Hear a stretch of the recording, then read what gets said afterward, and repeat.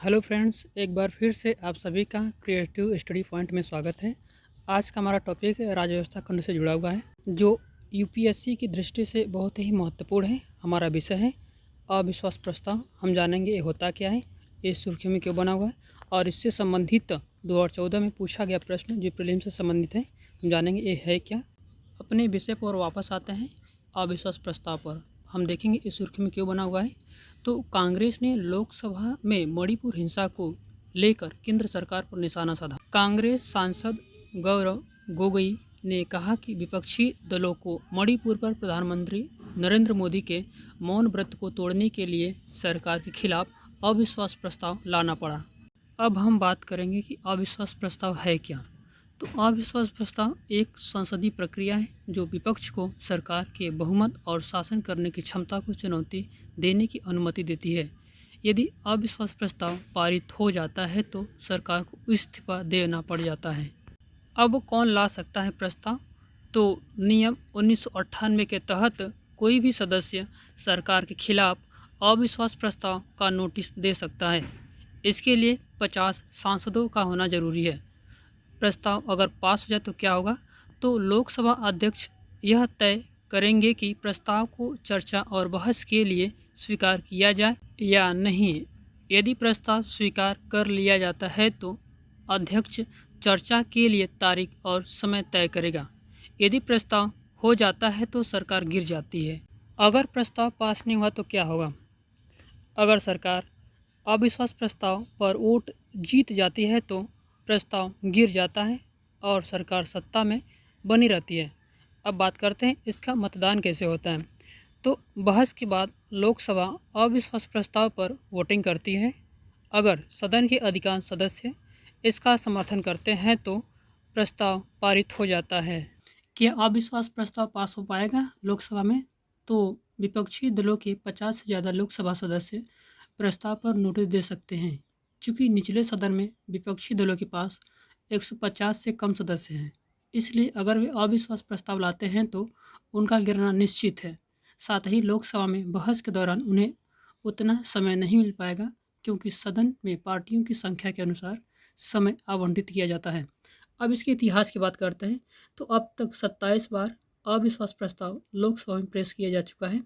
1963 में जेपी कृपलानी ने नेहरू सरकार के खिलाफ नोटिस दिया था और 15 बार अविश्वास प्रस्ताव इंदिरा गांधी के खिलाफ लाया गया। सभी मौक़ों पर उनकी जीत हुई। 1979 में मोरारजी देसाई इकलौते प्रधानमंत्री रहे जिनकी अविश्वास प्रस्ताव के जरिए सरकार गिरी। अब हम बात करेंगे विश्वास और अविश्वास प्रस्ताव में अंतर क्या होता है। तो एक एक कर समझते हैं। तो पहले हम बात करेंगे विश्वास प्रस्ताव होता क्या है। तो सरकार की ओर से लाया जाता है विश्वास प्रस्ताव। विश्वास प्रस्ताव सरकार की ओर से लाया जाता है।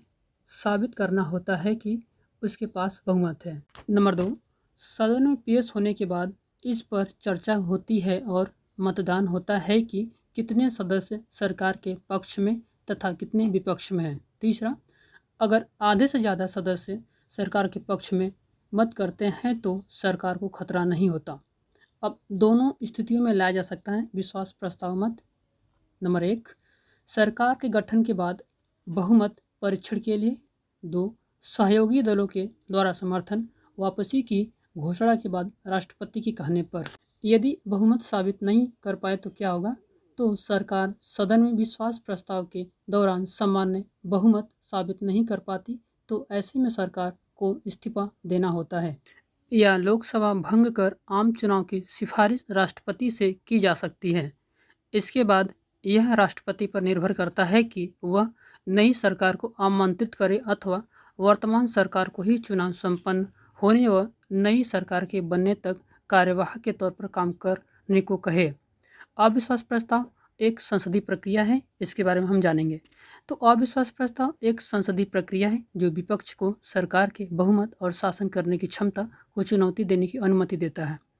यदि अविश्वास प्रस्ताव पारित हो जाता है तो सरकार को इस्तीफा देना पड़ जाता है। नियम 1998 के तहत कोई भी सदस्य सरकार के खिलाफ अविश्वास प्रस्ताव का नोटिस दे सकता है। इसके लिए 50 सांसदों का होना जरूरी है। आपको बता दें कि विश्वास प्रस्ताव का सामना कर 3 बार गिर चुकी सरकारें। नंबर 1, 7 नवंबर 1990 को बीपी सिंह की सरकार ने विश्वास मत खो दिया था। उनके पक्ष में 142 मत पड़े जबकि विपक्ष में 346 वोट पड़े थे। दूसरा, 1957 में एचडी देवेगौड़ा की सरकार ने 158 के मुकाबले 292 मतों से विश्वास मत खो दिया था और सरकार गिर गई थी। तीसरा, अप्रैल 1999 वाजपेयी की सरकार ने 269 के मुकाबले 270 यानी सिर्फ एक वोट के अंतर से विश्वास मत खोया था और सरकार गिर गई थी। अब आपके सामने एम लक्ष्मीकांत बुक से कुछ टॉपिक काट कर लाए हैं।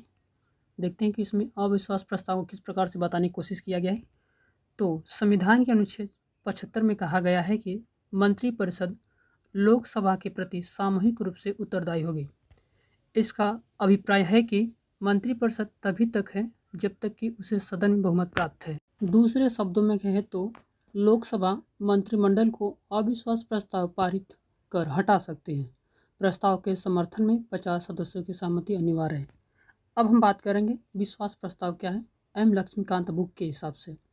तो खंडित जनादेश के परिणाम स्वरूप त्रिशंकु संसद, अल्पमत सरकार तथा गठबंधन सरकार आदि परिस्थितियों से निपटने के लिए एक प्रतिक्रियात्मक उपाय के तौर पर विश्वास प्रस्ताव का प्रावधान किया है।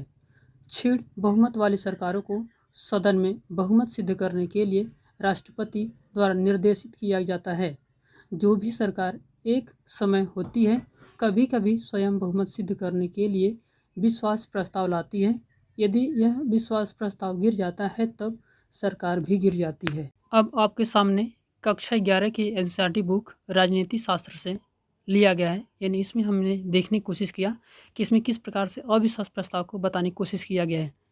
तो संसद द्वारा कार्यपालिका को उत्तरदायी बनाने का सबसे सशक्त हथियार अविश्वास प्रस्ताव है। लेकिन जब सरकार को अपने दल तथा सहयोगी दलों का बहुमत प्राप्त हो तब तक सरकार को हटाने की सदन की यह शक्ति वास्तविक कम या काल्पनिक ज़्यादा होती है। लेकिन सन 1989 के बाद से अपने प्रति सदन के अविश्वास प्रस्ताव के कारण अनेक सरकारों को त्यागपत्र देना पड़ा। इनमें से प्रत्येक सरकार ने लोकसभा का विश्वास खोया क्योंकि वह अपने गठबंधन के सहयोगी दलों का समर्थन बनाए न रख सकी। चलते चलते आपके सामने एक प्रश्न लेकर आए हैं। प्रश्न हमारा है, भारत में अविश्वास प्रस्ताव के विषय में निम्नलिखित कथनों पर विचार कीजिए। 1. भारत के संविधान में किसी अविश्वास प्रस्ताव का कोई उल्लेख नहीं है। 2. अविश्वास प्रस्ताव केवल लोकसभा में ही पुनः प्रतिस्थापित किया जा सकता है। उपर्युक्त कथनों में से कौन सा सही है या है?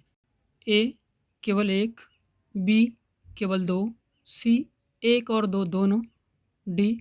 न तो 1 और न ही 2।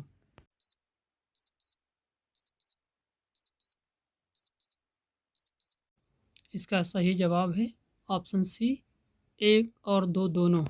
फ्रेंड, वीडियो अच्छा लगा हो तो लाइक शेयर सब्सक्राइब और कमेंट बॉक्स में कमेंट करना ना भूलें। Thank you.